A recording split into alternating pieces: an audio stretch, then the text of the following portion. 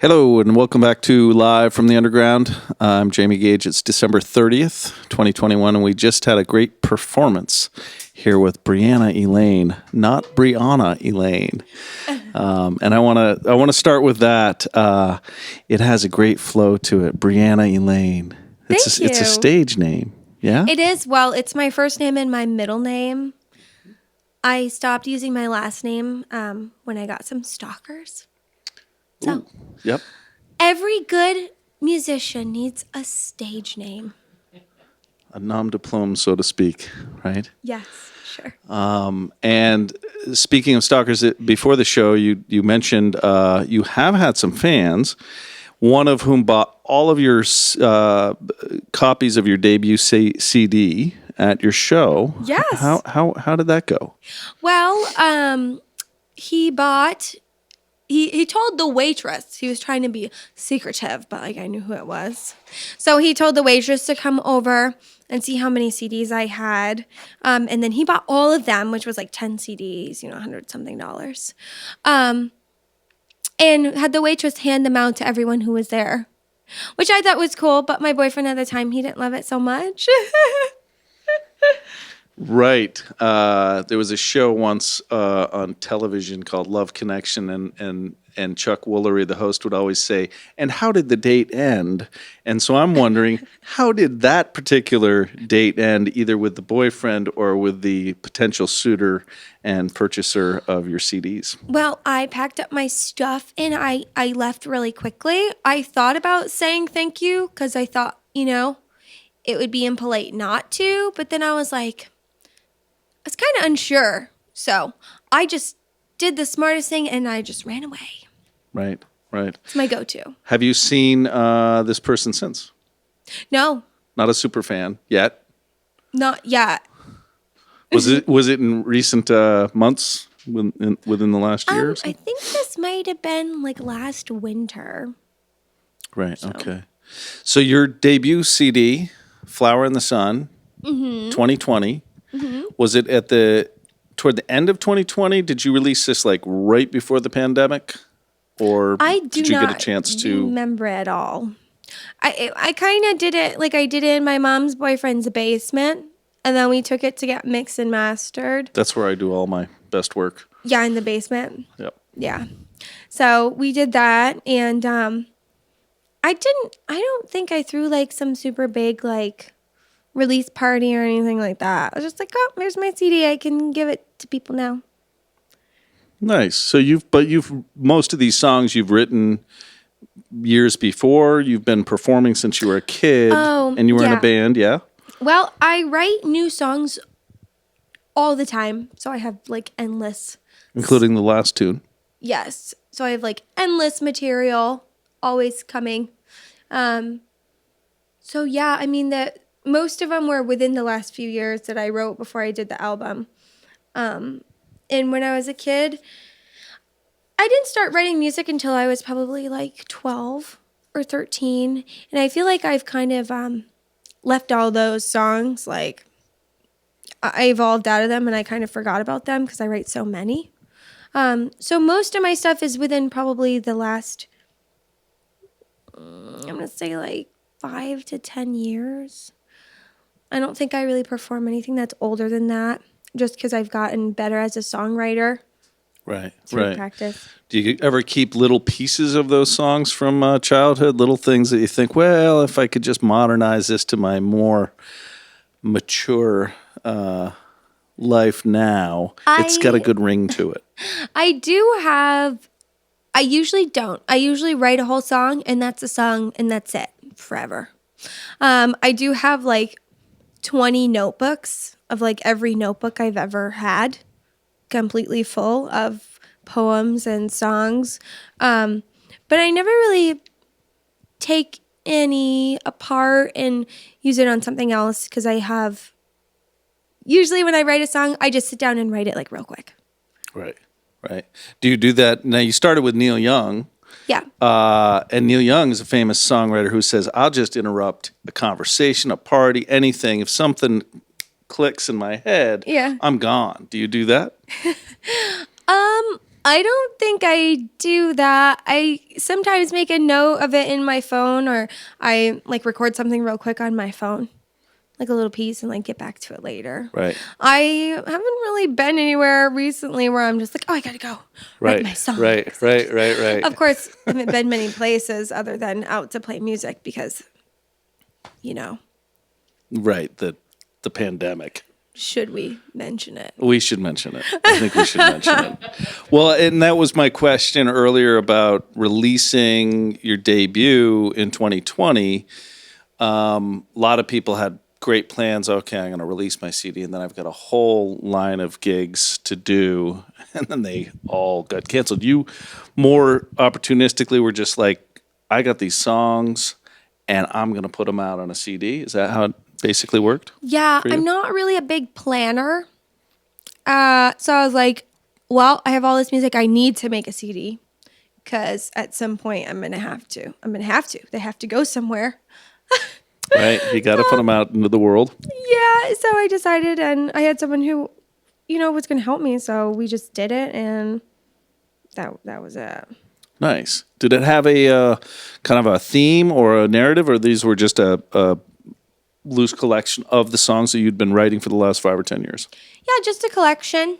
I mean, yeah, there's not really any big theme. I mean, I put in, like, it's called Flower in the Sun, and then I have a song like Wildflower, and then the song Flower in the Sun from the album is what I named the album after. So it's kind of like, I don't want to say like flowers and gardens because that just sounds stupid. But it's kind of a theme of like planting these seeds, like planting the first seeds of my music out into the world and letting it blossom, letting my art bloom Right. as the sun or the spotlight is shining down on me. Right. And you also have Flower in the Sun as a lyric in, was it Hurricane or Earthquake. Earthquake? I'm sorry. Earthquake also, right? Yes. Now that you mention it, I didn't realize that. But yeah, I plant these little seeds all over. Do you think we're run by our subconscious more than we want to allow because of what, the fact that found its way into another song? Well, maybe it's one of those ideas that I keep with me, kind of. The garden. Always. Right. Seeds. Right. Fantastic. Belly of the Whale is another tune that you had. Talk about that a little bit. I was intrigued by that. What did you think about it? Well, there was obviously a love lost in that song somewhere in the history of writing that song somewhere, obviously, and I couldn't tell if it was sarcasm or utter seriousness with which the writer might be approaching the subject.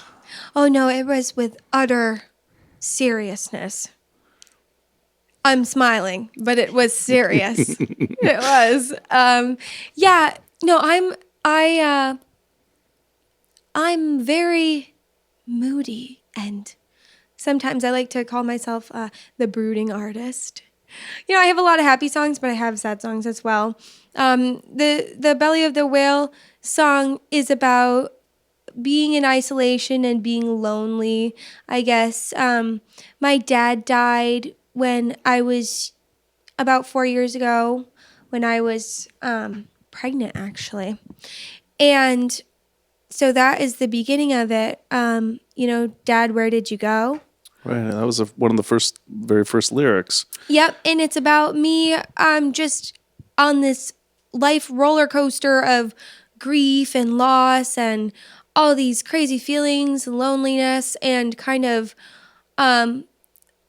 just trying to come to terms with it and saying I'm going to blame it on the moon because that it's affecting my moods or whatever. Blame it on something else, make light of it, get through it. And so that's kind of what the song stemmed from. I usually start like I get an idea to write a song, and then it starts from that. And then everything else just evolved from that first line, basically.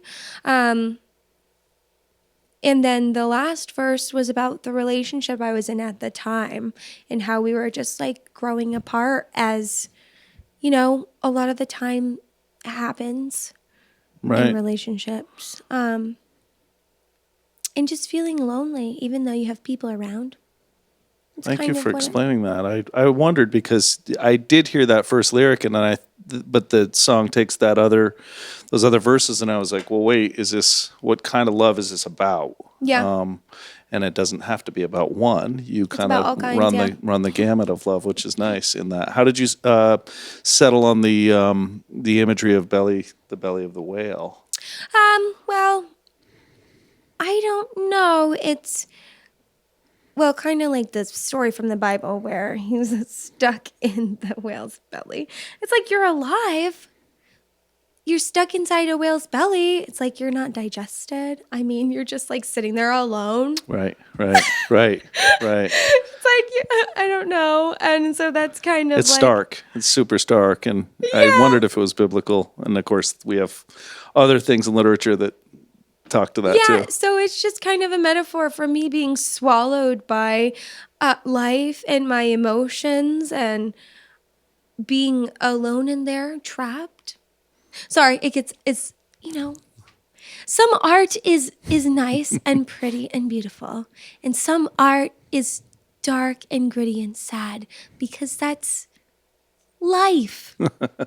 So Right, right, that's the reality of it. right, right. Well, and you go from you kind of talk to this between songs. After that, as an upswing song and whatnot. I mean, yeah, of course, art is going to represent all the emotions in your life. And I want to talk also about, I keep saying hurricane because of the Bob Dylan song, must be, I'm not sure why, but it's earthquake. That, you really lit up on that. And the audience here and at 802 and at Bent Hill and wherever else, I'm sure, saw how you really light up with your own songs. And that one, you were really Yeah. energized by. Yeah. And I kept thinking, you should open with that. I should. I probably should. That song's just really fun to play. And I do love it. It seems like other people like it too, because it's just upbeat, and I do some like slower songs. Well, I usually play at like bars and stuff, so of course they like that song. Well, the lyric is it in that song, I don't want to be safe, I want to be free. I Yeah. want to be sane, but passionate intensity or something, right? Yeah, I don't want to be safe. I just want to be free. I don't want to be sane. The root of passion is insanity. Nice. Okay, good. Yeah, there's my So you, yeah, go ahead. my personality in a nutshell. Nice. Did you write it during COVID? No, I don't think so. No. It was pre-COVID. Yeah. Because it has that lyric itself, I don't want to be safe, I want to be free, is really resonant for a lot of people right now, I'm sure. I actually didn't think of that at Yep. all. Yep. Well, take advantage of it where you can. You've got great range, great vocal stylings. You played third song, loved hearing Sierra Farrell. Me too. I And love that song. that was when I felt like you were, if I could, I have a typical question where I wonder what people's influences are, but boy, right? She's a huge influence, right? Yeah, I like her a lot. I actually just started listening to her music a few years ago. When I was a kid, I stole my mom's Jewel album and Alanis Morissette. And that's around the time when I started to write music. But I thought that those CDs were so cool. And so I feel like that really shaped a lot of my voice, because I have that weird thing going on. Like, I don't know what to call it, that Jewel thing. It's like a yodel, but it's not. Right. Which Sierra Farrell has also as well. Yeah. They both have like this incredible ability to transcend a lot of notes quickly. Right. Right. Yeah. Yeah. I've only just recently discovered Sierra Farrell and love her work. She's going to be in Burlington at Higher Ground, I think, in the spring. I have to go. Yeah, she's something else. That was one that I marked for 2021. What year is it? 22. Yeah. Jewel, you also had another image that I want to say came from her debut album was, I think, Pieces of Me, or was that right? That is the album or is- I had. Okay, right? I don't know if that was the first one, but And that's where I'm in love with that whole You Were album. Meant for Me. What's the name of that tune? Yeah, You Were Meant You for Were Me. Meant for Me, which you played after Yes. the Neil tune. Great selection also. You have another moment in another of your songs where you're talking about going down in the well and bringing back pieces of you, which I immediately thought of your obvious love of Jewel. Yeah. Why did you? I'm not connecting it. Well, because you, in that particular tune, you go down the well and you bring back pieces. Oh, pieces of me. I get it. Okay. Right? To share. Yes. Yeah. So that the well is another like some imagery that I come back to, just like the garden and the flowers and the seeds. The well is like the well within. It's like where it's like your soul. It's like where Right. all your Right. energy, where your creativity, where everything comes out from. And so the song where I'm saying, I lower my bucket down into the well. So I reach down deep inside and I pull up all this stuff to make the music and share it with you. Nice. And you've been doing this a long time. Since you were a kid, you played bass. You said, right? For the not the family band, but the Yes, for Was it a family the band? youth group. okay. Not a family band, no. Yeah, I had some friends, and the youth group leader was really musical, and he taught me to play bass. We put together a band. Me, my neighbor, the kids, me, my neighbor, a few of my other friends. And yeah, he taught us how to play music. We would play at the soup kitchen every week. And then we would go to other churches and stuff like that. We would make like cool recordings at his house. Nice. And that was really good for me. And I played violin for a while. Nice. And you also play banjo too, right? I do play banjo. The banjo is kind of a new thing. I actually haven't played it at any of my shows yet, but I think I'm going to. I think I'm going to pull it out. At least, for the banjo jokes, because people love to. I don't know any banjo jokes. Well, I think it's a musical thing. I'm not a musician. I'm a whatever, but Yeah. musicians always kind of sort of make fun and light of What are you trying to say? banjo players. I think about my because they're banjo? so hard to tune and they're maybe frequently out of tune. I'm not really sure. Or it could be an Appalachian thing. I'm not really sure. Cause, I know they do kind of sound like out of tune when they're in tune, Right. like just a little bit. Right. And that's just like the sound of it. Right. But you love it. I do. I love it, and I started playing it when my boyfriend at the time, he left and he went out of town somewhere, and he took the guitar, and I was like house sitting, like watching the dog, and he took the guitar, and I was like, I had a song in me, and I was like, what am I gonna play this on? So I'm like looking through things, and then I'm like, there's a banjo somewhere in the house, like I remember. So I go up and I'm like looking through the closet, and I find the banjo and I tune it up. And so I wrote my first banjo song, and then I wrote another one, then I wrote a few more. And then I bought a banjo because I was like, well, I need my own banjo. So that's how that started. I just need something to write with that day.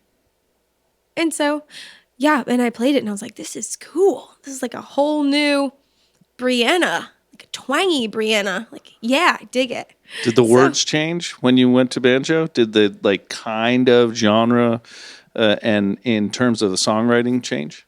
Not really. Well, it felt a little more twangy, but it still had my same like style, I feel like. Just a little bit more bluegrassy, a little bit more gritty. Right, right, right. Fantastic. You had a band in Northampton that had a great name called the Dirty Birdies. I don't know anything about this band. I thought I just got to ask, how was that and why the name? How did the name come about? I don't remember. I'm pretty sure I came up with the name, and a few people were like, "No, that sucks," and I was like, "Yeah, we're doing it." It was just I honestly don't remember how this came to be. Me and my best friend Zane, he's in Thailand right now. Hi Zane, I love you so much. Shout out to Zane. Hello, Zane. I'm sure you're watching, and please forward a question. So Zane, he always played like really good electric guitar, like just shreds it. And with my music, we were like, we need a band. You know, we were younger. We need to make a band. So we got a few of our friends together and we tried to make a band. I mean, I think we played like one or two shows.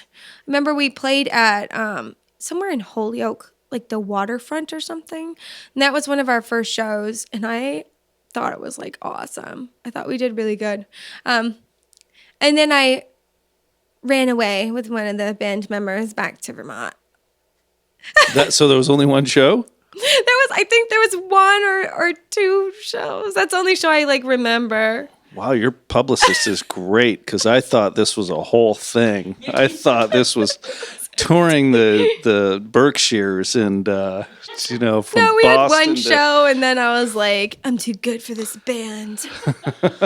I'm gonna go solo back to Vermont and like, yeah, that's what happened. And then the band was no more. I'm sorry, Zane. Zane, you're gonna have to change your regret question. it. It was so fun. Right. Well, you can always write a song called "The Dirty Birdies Lament" or something. I could. Maybe, Yeah, that's a good idea. Yeah. something there. So, you play out in Central Vermont. Yes. Where are you playing next? Next, I'm playing tomorrow. New Year's Eve. Yes, this was very last minute.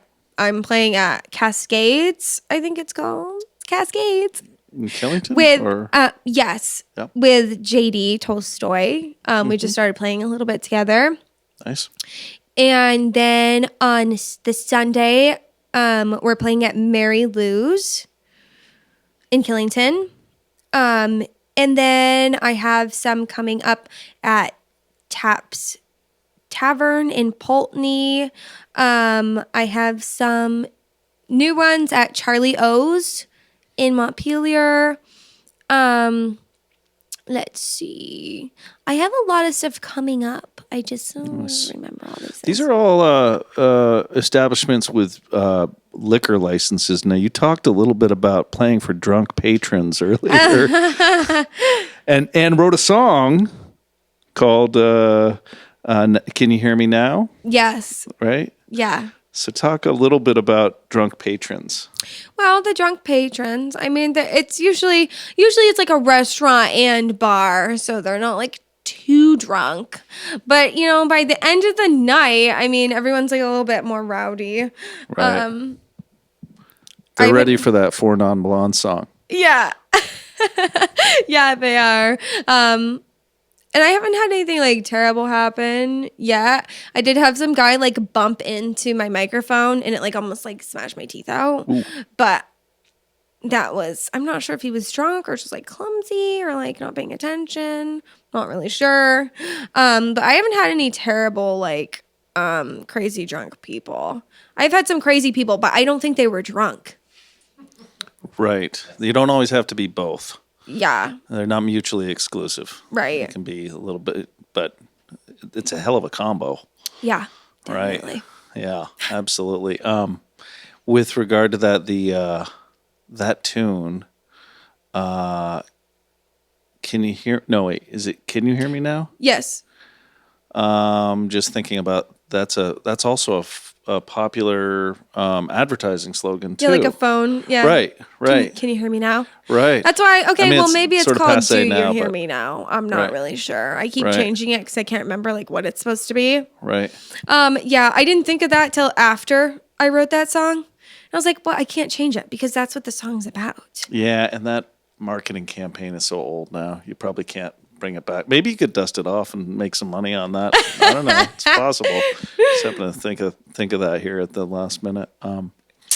Charlio's ought to be. Well, they have great listeners at Charlio's. I don't know if you've been up there. In I haven't Montpelier. been there yet. Great listeners. Lot of drinking though, so you'll Yeah. you'll have that there. But a lot of good musicians who go in there too. In fact, one that we want to have here has spent a lot of time up there as well. Nice. So what's next? You write songs all the time. Yes. And I'm imagining you probably have a project in the works, or maybe not. Maybe just because Yes, of your nature. I'm working on my second album. So Does it have a tentative title yet? it doesn't have a title A yet. working title? No. Nothing? No. I'm just kind of trying to get all my stuff recorded so it doesn't disappear into the void, Right. which it likes to do. So that I can keep it, and then I'm kind of gonna figure out what to put on an album and whatnot too, because I have just like so many, like hundreds of songs. So just trying to organize them and get them all recorded. Right. Right. Yeah. Well, we really enjoyed. I really enjoyed personally your vocal range and that last tune that you played, which you wrote last week. Yes. I guess, about Christmas. And then you, at the end, not at the very end, which has its own cool end, Yeah. but you change tempo quite a bit. And I feel like vocally, that's kind of where you're going to go. Like that's where you are now when you're most arresting to, I think, the folks that were here was that ability to kind of switch gears and tempos. Yeah, I like to do that in my songs. It kind of comes naturally though. I do like I usually do like verse, chorus, verse, and then like I write the bridge. But yeah, I like to change like that to keep the song dynamic and interesting and add some theatrics into it, like the last bit. It's just fun. It really is just how it comes to me. It just comes that way sometimes. Yeah. And it seems like, I mean, one of the first questions I wanted to ask, which I did sort of, was about influences. And what I'm thinking is you are just grabbing all kinds of influences on the fly right now. Yes. Is that about right? Yeah. I mean, it's not like you could even, it might not be a good question because you might have so many to draw from. That's kind of the sense that I've gotten. Yeah, there are so many different artists, and as I discover someone new and I become like obsessed with them. Like right now, I'm obsessed with Lady Moon and the Eclipse. I can't remember what the album's called, but it's so cool. I love it so much. And every like month or so, I become like obsessed with like another artist or album, and I just listen to it over and over until I find something else that I'm like, wow. That's great. I just it's fun. I get inspired by all kinds of different stuff. As you should. Yeah. Embarking on your second album. That's great. So tomorrow night, I think you sit in Killington at Cascades. Yep. Cascades. And then Mary Lou's. Mm-hmm. Sounds like a great breakfast place or something. It's a pizza place. It used to be, I think it used to be Night Spot Pizza. Oh, okay. Right. Right? Does that sound like something that it would be? That's a lot of traffic. Yeah, you have a lot of folks in there. Yeah, there was it was full when we played the other night. It was fun too. They have a cool setup with like all these lava lamps and stuff. It's super groovy. I loved it. I'll have to check it out. Yep. And then I have a show coming up in Brattleboro at I think it's called River Garden Marketplace. River Garden Marketplace. I put all my shows up on my website, BreannaElaine.com, and on my Facebook page. It's Breanna Elaine Vermont. If you search for that, Nice. It's called Breanna Elaine Music, but I guess it's also Breanna Elaine Vermont. I don't know, technology. But I put all my upcoming dates there and on my website. So everything's there if someone is looking for it. And you should be, not just Zane, because it was the last person that I talked to out here, but the folks at 802 and all the other places, the internet beyond, because we aren't just broadcasting to a pizza place across town. This is the whole internet. The whole here. World Wide Web. That's right. That's right. Some big stuff. Should be looking for your music at BreannaElaine.com. Yes. Check her out on Facebook. She's got a heck of a future. We hope you come back. And we really enjoyed your set. Thank you. Thank you. Thank you so much for having me. I had a really fun time. Thank you, Vincent. Thank you, everyone else who I forgot their names. It's all right. We kind of do a round robin. It's sort of the Yankee swap around here with names, as long as it's not late for dinner, that kind of thing. It is December 30th, the night before New Year's Eve. Thank you so much, all of you who are devotees of Live from the Underground. We really appreciate your support.